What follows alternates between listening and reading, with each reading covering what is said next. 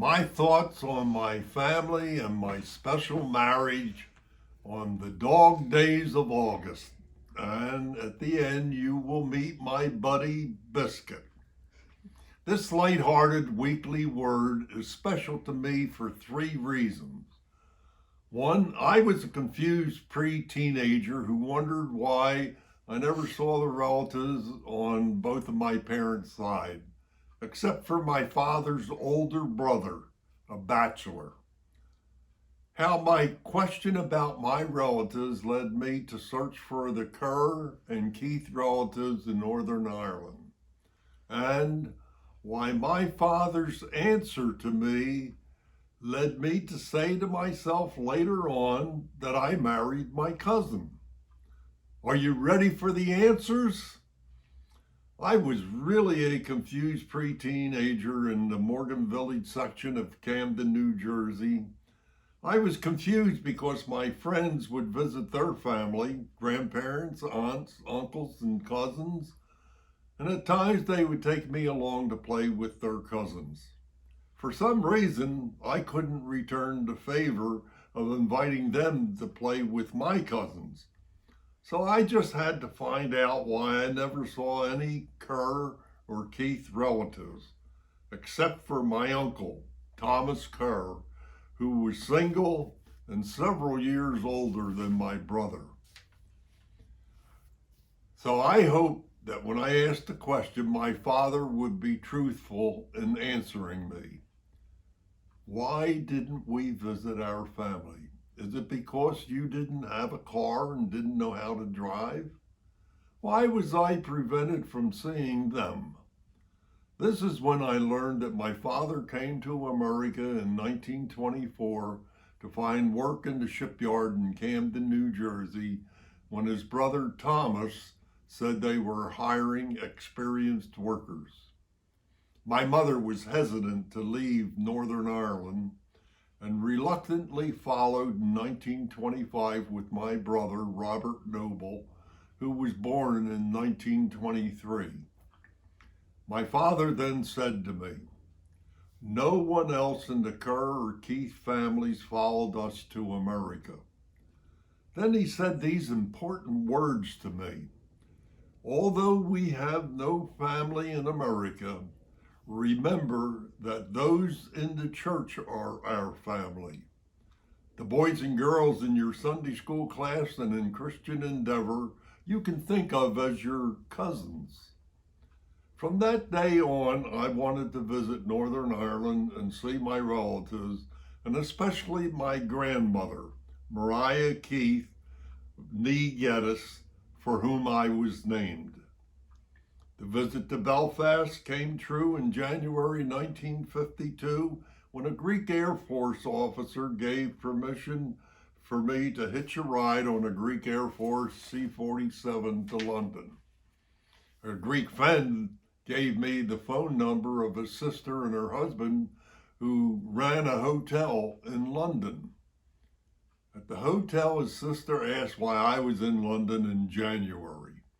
I told her I was going to Belfast to look up my family. When she learned I had no addresses or telephone numbers, she wondered how I would find my family. I told her that my mother's brother was a dentist. She said, "He must have a telephone. What's his name?" For me to finish this family story, come with me to Belfast in 1986 when I visited there with my father, who was 93 years old, just as I am today. He stayed with my cousin Pearl, his niece, and I stayed in a bed and breakfast named The Cottage that I found in Fodor's Guide nearby where my cousin lived, and it was owned by Alec and Elizabeth Muldoon. After checking into the cottage, Mrs. Muldoon asked if this was my first visit to Northern Ireland. I said no, and related to her what I told you earlier. When I told the hotel owner in London that my uncle, Samuel Keith, was a dentist, Mrs. Muldoon said, "Stop," time after time after time. She said, Sam Keith on Woodstock Road? I said, yes. And it was his daughter, Carrie, who answered the phone. She grabbed me and hugged me tightly and said, your uncle was special to me, and I was a bridesmaid in Carrie's wedding, but I've lost touch with her. I told Mrs. Muldoon that I was seeing Carrie, and she said, you must invite her here, which I did. My reason for telling the story with 1952 and 1986 dates is to give you a chuckle. Mrs. Muldoon asked me at what time I wanted breakfast the next morning, and I said 8 or shortly thereafter. Oh, she said, that would be fine, and you will meet an English jewelry salesman who stays here every year at this time. The next morning, I met the Englishman and introduced myself. Mrs. Muldoon came from the kitchen, greeted us, then hugged me tightly and kissed me on the cheek. She then went back to the kitchen to fix breakfast, and the Englishman said that Mrs. Muldoon said an American was staying in the cottage, but she didn't know anything about him.